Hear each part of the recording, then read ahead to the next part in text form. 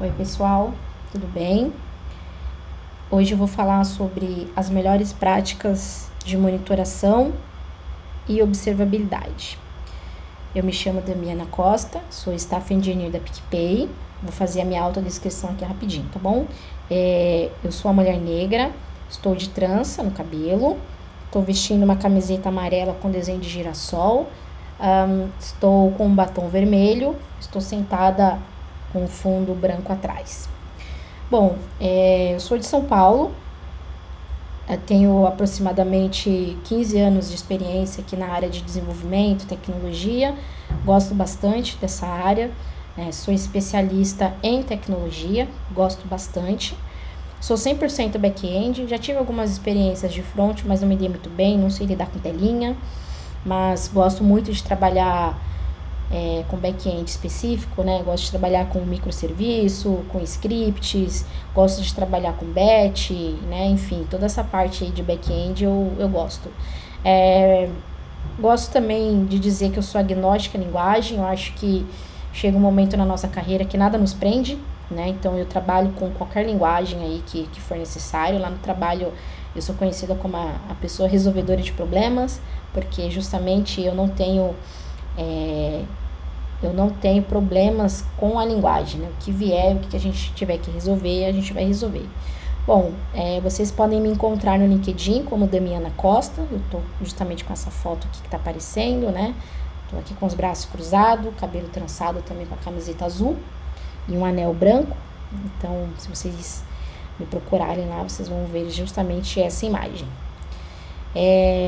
Bom, aqui hoje trouxe bastante conteúdo aqui para a gente falar um pouquinho. Então, a gente vai falar sobre o que é monitoramento, o que é observabilidade, falar um pouco sobre alertas, SLA, SLI, SLO, né, os pilares da observabilidade, as melhores práticas de logs, né, ações proativas ou reativas à manutenção de serviços. Isso é um ponto importante também.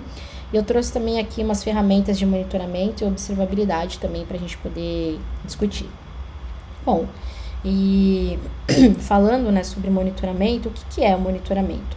Monitoramento é o que a gente consegue fazer, ou são métricas, são processos que a gente consegue ter para a gente poder ter uma noção exatamente do que está acontecendo dentro do nosso serviço, né? Então, quando a gente está falando que a gente tem um serviço, por exemplo, na AWS, eu quero monitorar ali o tráfego de informação, algumas exceções, algumas falhas que eu sei que pode acontecer, né, previstas ou imprevistas. Então, o monitoramento, ele é algo que eu consigo fazer, né, quando eu tenho um sistema observável, ou seja, eu sei exatamente o que eu quero observar, o que eu quero monitorar, né? E aí, qual é a importância do monitoramento, né? A gente tem etapas importantes, né, de um sistema de disponibilidade. Então, o meu sistema, ele precisa estar 100% de pé, 24/7, por exemplo, né? Identificar e reportar problemas e comportamentos estranhos. Então, eu tenho uma API que ela respondeu de forma errada, eu consigo ter esse monitoramento, né? Eu preciso entender, eu preciso saber quando eu preciso fazer a minha escalabilidade, a minha disponibilidade. Com o monitoramento, eu consigo ter essa flexibilidade de saber quando escalar, quando não escalar, né? Então, resumindo, o que é o monitoramento, né? O monitoramento é uma coleção de métricas, né, pré-definida ou dados usados para monitorar o status de qualquer elemento, né? Ou seja, de qualquer serviço, de qualquer componente. Então, eu posso monitorar meu banco de dados, posso monitorar as informações do meu log, posso monitorar o meu aplicativo, a minha infraestrutura, quando eu preciso de memória, né, quando a minha CPU já está no topo, né? Então, assim, eu consigo monitorar bastante coisa, né? O monitoramento é o que nos possibilita saber exatamente o que está acontecendo para a gente poder tomar uma ação. E aí, qual é a responsabilidade que o monitoramento tem? Eu acho que a gente tem duas perguntas aqui super importantes, né? O que está quebrado e o porquê, né? O que está quebrado, eu me refiro ao sintoma, né? E o porquê é sobre a causa. Então, vamos pegar um exemplo aqui. Se eu tenho uma requisição para um determinado endpoint, por exemplo, eu tenho um endpoint que eu vou fazer um cadastro.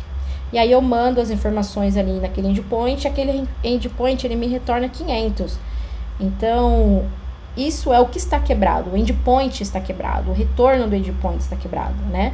O porquê? Por que ele me retornou 500? Porque provavelmente eu passei um parâmetro errado que bateu no banco e deu erro de servidor. Então, é importante a gente discutir sobre isso, né? O que está quebrado e o porquê, né?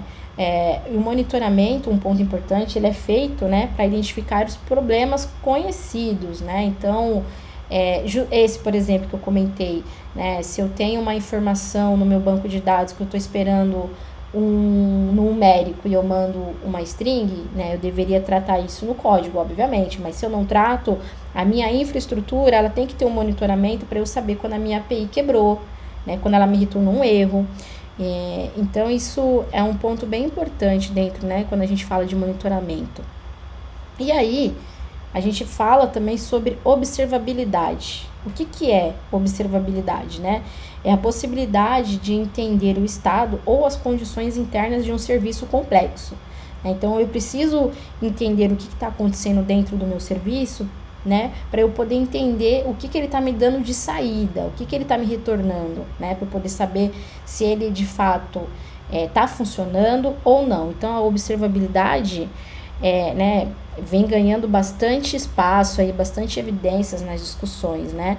E nada mais é do que uma prática essencial, né, que trata ali de estratégias de controle, né, da integridade dos meus serviços. Então, eu preciso ter um serviço íntegro e de qualidade. Então, a observabilidade, ela ajuda muito nisso, né? Ela proporciona a gente observar as características e os atributos dos nossos componentes, né? O componente que está envolvido ali no nosso dia a dia. Então, por exemplo, eu preciso saber, eu tenho um broker ali, sei lá, eu tenho um Kafka, eu preciso saber a saúde daquele Kafka.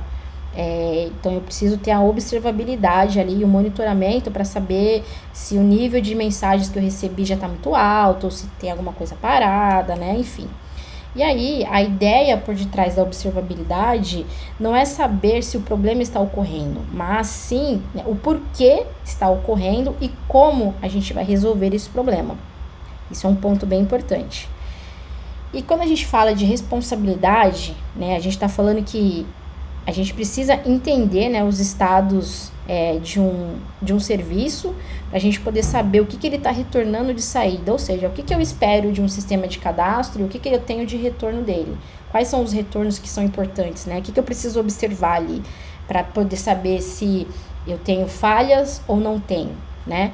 E um outro ponto que eu acho bacana é que um conjunto de monitoramento é quando o serviço ele se torna observável, né? Então, você tem um conjunto de regras ali, de métricas, e ele acaba sendo um serviço observável, né? E a observabilidade, por si só, ela diz pra gente o que, onde e por quê. Então, isso também é um tema bem interessante. O que eu vou olhar, onde eu vou olhar e por que eu vou monitorar isso.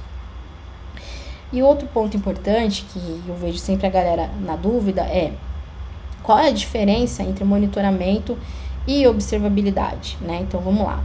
O monitoramento, junto a testes, né, automatizados, testes integrados, etc., tem sido uma combinação bem eficaz, né, para evitar falhas previsíveis, ou seja, eu sei o comportamento que o meu microserviço precisa ter, então quando eu executo meus testes ali dentro do meu container, né, dentro do meu Kubernetes, do meu Docker, etc., eu consigo ter esse monitoramento, eu consigo saber onde vai dar falha e o porquê que vai dar falha. Com a observabilidade, essa abordagem ela já não funciona muito bem, né? Porque quando a gente fala de falhas imprevisíveis, a observabilidade ela não ajuda muito a prever, né? Mas ela ajuda a resolver, a entender onde é que está o problema.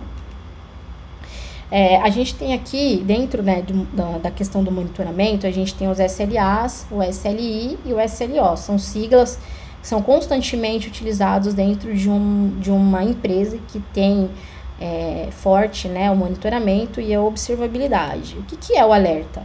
O alerta é quando a gente emite uma mensagem para uma determinada área, explicando que algum determinado item ali tá com problema, né? Então, por exemplo, eu tenho uma API e aí aquela minha API caiu. Ou então eu tenho um banco de dados que meu banco de dados caiu, meu servidor caiu. Ou meu endpoint ele não está respondendo da forma que deveria responder, não está respondendo em tempo hábil. Então, é emitido um alerta, né, para uma central, para um time específico, e aquele time específico ele vai receber aquele alerta e vai dar uma olhada aonde caiu, qual é o problema e como que ele vai resolver. O SLA ele é um acordo entre empresa e um parceiro, né? Então, você tem um serviço, por exemplo, né?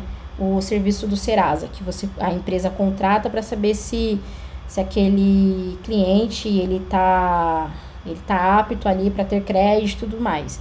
Então, é acordado entre as partes que o sistema do Serasa ele vai estar disponível, vai ter um tempo de resposta alto, né? As responsabilidades, o que vai ser responsabilidade dele, o que vai ser responsabilidade da empresa. E isso tudo é colocado, discutido, né? E criado um contrato entre as partes, né?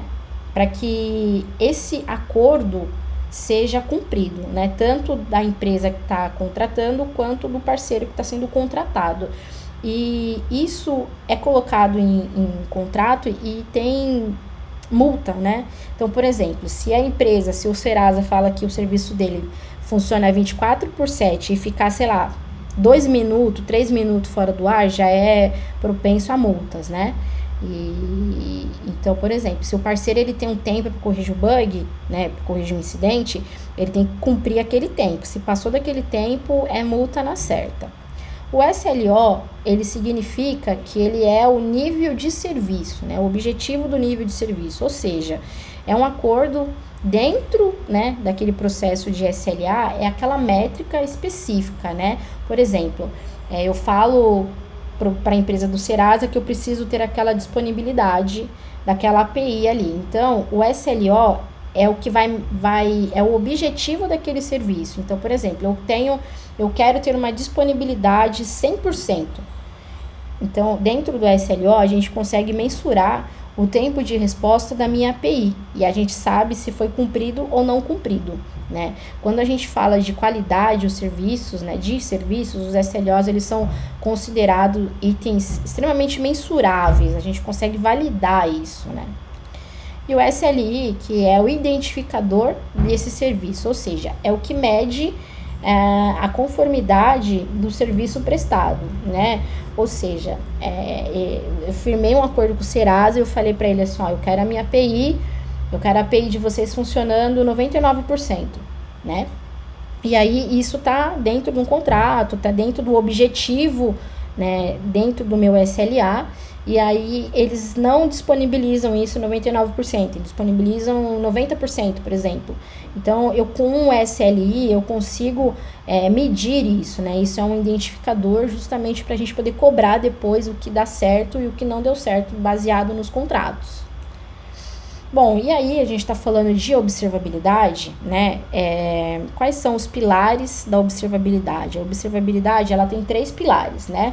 Tem o tracing, que é o rastreamento, tem o log, né, que é o evento de log propriamente dito, e tem as métricas, né? Então, o tracing, a gente consegue entender se o serviço está gastando tempo e por quê, né? A gente consegue rastrear isso. A gente também consegue, com isso, né, com a questão da observabilidade, a gente consegue entender quando o serviço para de funcionar em casos de falha. Meu serviço parou, eu consigo ter, junto com o alerta, eu consigo ter ali uma observabilidade maior, juntando o tracing, o log e as métricas, né? E com isso eu consigo acompanhar as integrações de serviço. Então, eu tenho um serviço A que se comunica com o serviço B, com o serviço C, e a gente consegue identificar esses possíveis gargalos, né? Com tudo isso daqui, a gente consegue fazer exatamente esses itens que eu mencionei. Então, a observabilidade, ela ajuda na rastreabilidade, nas informações que a gente gera com o log e nas métricas de melhorias. Eu vou falar um pouquinho de cada um, né? O que vem a ser um tracing, né? o tracing, ele é um rastreio, é a representação dos logs, né? É um único rastreamento, né, que a gente consegue obter visibilidade, tanto no caminho percorrido por uma requisição, quanto de infraestrutura, ou seja, eu consigo entender desde do momento em que meu usuário abriu o app até no momento em que ele fechou o app. Então, é o caminho que eu consigo rastrear do meu usuário. Então, com o tracing, a gente consegue ter a capacidade, a gente consegue entender a capacidade de rastrear o percurso, né, de um percurso completo do nosso usuário ali, desde que ele abriu o app até quando ele fechou, e aí passa por vários microserviços, né, vários serviços ali ao longo do que ele está fazendo. A gente consegue entender também o fluxo das requisições, visualizar os serviços que foram executados e o tempo que levou. Então, o meu usuário, ele abriu o app, fez um cadastro, e aquele cadastro chamou o microserviço A, B e C, e eu consigo entender, então, ali quais foram as requisições que ele chamou e quanto tempo levou cada microserviço para devolver a informação. É importante que a gente entenda, né, onde está o problema. Então, eu abri, meu usuário, ele foi fazer um cadastro, deu problema no cadastro ali, eu sei que o problema está, de fato, naquela concepção do cadastro, a gente consegue resolver. Né, o tracing por si só, ele é uma representação de uma série de eventos, né? Então, eu passei pelo cadastro, depois eu passei ali pela edição de dados, né? Tô chutando aqui. É uma representação de vários conceitos ali dentro, desde que ele abriu o app até quando ele fechou. O log, né? O log é uma coisa extremamente importante dentro da nossa área, né? Que é algo que a gente utiliza para identificar os problemas. Então, quem nunca colocou um log dentro da aplicação, né? Seja um System Out Print LN, seja um print especificamente, seja um log, né? O log, ele é efetivo, né? Para a gente poder entender o fluxo da aplicação. Ele registra uma ação que está acontecendo ao longo do tempo, né? Então, com o log a gente consegue entender o que o usuário fez desde que ele abriu o app até quando ele fechou. E aí a gente tem 3 tipos de log no nosso contexto. A gente tem o log de texto, né, que é o formato mais conhecido, né, é um texto mesmo que você coloca lá no log. A gente tem o formato estruturado, que é um formato também bem conhecido, que geralmente é um objeto no formato JSON. Então ali você cria um objeto e você manda aquele objeto em forma de log para a tua plataforma, para a tua ferramenta, para você identificar qual é o problema. E o último formato é o binário, né? Que geralmente ele é no formato como protobuf, como um binlog do MySQL. E aí você precisa ter uma ferramenta específica para conseguir abrir e identificar esse log. Geralmente, quando o sistema ele é fechado, ele é compilado, então a gente tem os arquivos de log, mas a gente precisa ter uma ferramenta específica para abrir. E métricas, né? O que são métricas nesse contexto de observabilidade, né? É uma representação numérica de dados, né? De intervalo de tempos em tempos ali. Está relacionado à infraestrutura, ao serviço, aos containers, né? E também é um termômetro que mede e reflete o estado do ambiente de maneira mensurável, ou seja, como é que meu ambiente está. O que está acontecendo, né? Para serviços complexos, é importante a gente ter métricas para criação de alertas, isso ajuda bastante, né? E essas métricas, elas são fundamentais para a gente poder entender o comportamento do serviço. Então, como é que o meu serviço, por exemplo, de cadastro, ele está funcionando, né? Essas métricas, elas são utilizadas para medir, por exemplo, a performance, a disponibilidade, né, a saturação ali do meu serviço, dos meus recursos. Será que o meu banco de dados está muito cheio? Será que a minha CPU tá lotada? Será que o meu microserviço está respondendo rápido ou não? Né? Então, um exemplo bom de métricas, por exemplo, é o tempo de resposta de uma API. É o famoso throughput que a gente chama, né? Ele deveria responder em tempo hábil. Bom, e falando de log, né, vamos falar um pouquinho sobre as melhores práticas de log. Então, o que são logs na realidade, né? Log é um arquivo ou um objeto de dados que se refere a um registro contínuo com data, com hora, com mensagens criadas ali e armazenadas. Um outro ponto importante é que os logs, eles são imutáveis. uma vez gerado, a gente não consegue atualizar um log. O log ele é sempre criado e recriado, né? Ele nunca é editado. E geralmente também não é apagado, tá? Porque também acaba sendo como um registro dentro da empresa. Os logs, né, eles são importantes porque eles nos mostram o que e quando aconteceu um determinado evento, né? Então, um exemplo de cadastro, por exemplo, né? Eu consigo ter um log ali desde quando o usuário abriu o app, se ele fez um cadastro, se ele fez um pagamento, sei lá, se ele adicionou um cartão na carteira ou não. Então, eu consigo ter essa rastreabilidade através do log. E isso é um ponto bem importante. Né? Outros pontos importantes aqui quando a gente fala de log é padronizar a escrita de logs, né? Hoje a gente tem bastante biblioteca aí para N linguagens que segue um padrão, né? Segue a cartilha de logs.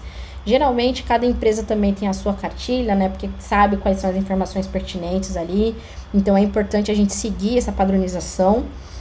Usar níveis de logs também é muito importante, né? Hoje a gente tem aí os níveis mais utilizados como error, warning, info, debug. Então é importante a gente qualificar os níveis, porque na hora que a gente manda isso para a plataforma, a gente consegue mensurar e a gente consegue obter só o nível específico que a gente quer. Eu quero saber o que está dando um warning, eu quero saber o que está dando um erro, né? E por aí vai.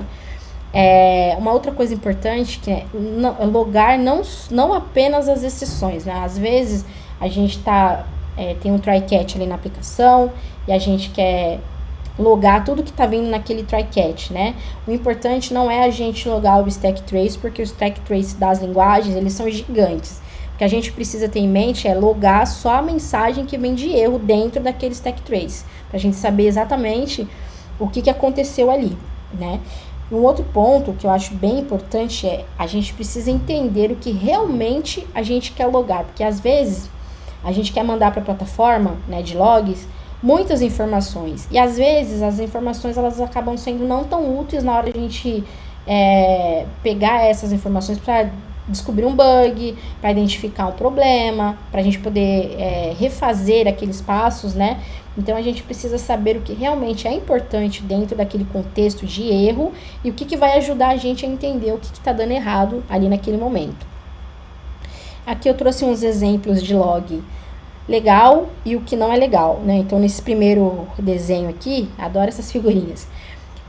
A gente tem duas linhas de log error aqui, né? Um escrito database error e o outro escrito erro, né? Então tem erro que não me diz nada com nada. Tipo, eu não sei onde ele deu erro, não sei qual foi o momento de execução que aquilo aconteceu, né? Então isso é um padrão ruim de criação de log, né? E embaixo eu tenho ali exatamente em que momento aconteceu um erro. Então eu tenho ali um picture upload, por exemplo, que é o momento que eu estava fazendo o upload de uma imagem e aí por algum motivo deu um problema e eu sei exatamente qual foi o ponto que aconteceu. Então isso é um item bem importante.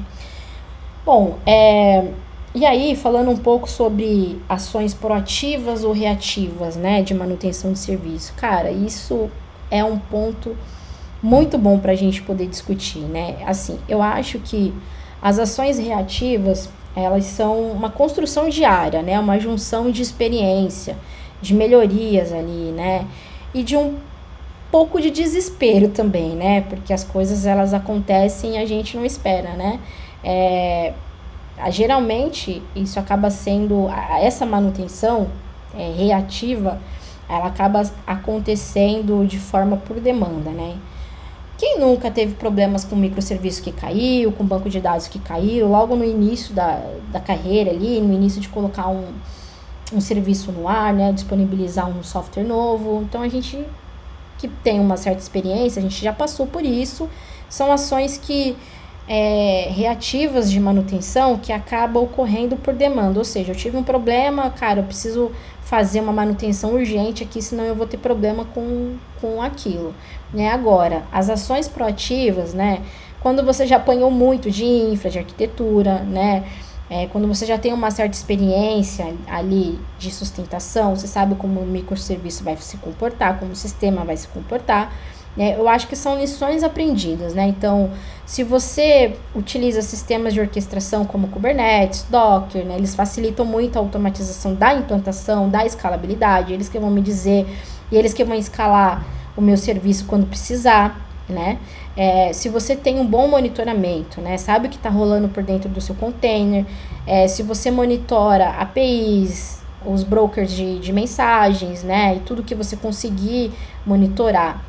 E se você tem um bom login dentro do seu serviço, que vai te dizer como é que está sendo feita como está ocorrendo a integrações entre os outros microserviços e tudo mais, e, né, se você pensa em estabilidade, escalabilidade, padronização, alta tolerância a falhas, né, que é a questão ali da famosa resiliência, que é um ponto bem importante, né? Se você pensa em infraestrutura confiável, se você tem ali uma boa infraestrutura com um bom orquestrador, que vai te dizer quando e como você vai escalonar o seu serviço, você tá sendo uma pessoa super proativa nas suas ações, né? E provavelmente você tá tomando uma manutenção tranquila dos seus serviços aí diariamente, né? E aí, vamos falar um pouquinho sobre a questão de monitoramento. Aliás, desculpa, nas ferramentas que a gente tem para poder fazer o monitoramento e a observabilidade, porque afinal de contas, expliquei um pouco de tudo, mas não disse como é que a gente utiliza e como é que a gente vê, né? Então aqui eu trouxe algumas ferramentas, né, do tipo para gerenciamento e centralização de logs, ou seja, tudo que você vai logar no teu serviço, no seu container, a gente precisa ter uma plataforma para olhar aqueles logs, porque afinal de contas são milhões de logs aí no decorrer do dia, dependendo do fluxo do seu serviço, né? Então, eu trouxe 2 exemplos aqui, tem mais, tá? Mas esses são os 2 exemplos que eu já trabalhei. Então, por exemplo, o Elastic Stack, ele é um produto open source, né? Criado para tratar e organizar, né, as quantidades gigantes de logs que a gente tem no dia a dia e qualquer formato. O Graylog, ele também é uma ferramenta de código aberto, né, e a função dele é extrair informações, extrair dados de logs, né, de container, de servidores. O que é essa extração? É você conseguir filtrar qual é o tipo de informação que você quer daquele log, né, data, horário, pelo nível de log, né, identificação, se lá tem algum dado sensível que você queira buscar por usuário, sei lá, o ID do usuário, o telefone, enfim, você consegue ter as observações aí pelos logs. O New Relic, ele também entra nessa concepção de log, mas ele é uma plataforma muito mais abrangente, que a gente vai falar um pouquinho mais lá na frente. Então, para monitoramento de infraestrutura, por exemplo, eu tenho o meu Grafana e eu tenho o Proteus, né? O Grafana, ele é uma plataforma que serve para visualizar e analisar as métricas por meio de gráficos, né? Então, meu tempo de execução está muito baixo, meu banco de dados não está respondendo da forma que eu preciso. O Prometheus é a mesma coisa, né? A mesma questão, que é um sistema de monitoramento também para serviços e aplicações, né? Ele coleta as métricas e ele avalia ali as expressões que a gente tem, que a gente coloca lá e exibe os resultados que a gente precisa, né? Basicamente, essas ferramentas, elas são bem parecidas, né? Eu acho que a forma como você extrai os logs, que é um pouco diferente o que você faz, né? Tem ferramentas que você gera, por exemplo, um dashboard, com aquele você gera gráficos, então você consegue tomar uma decisão ali baseada no que você está vendo de retorno dos logs.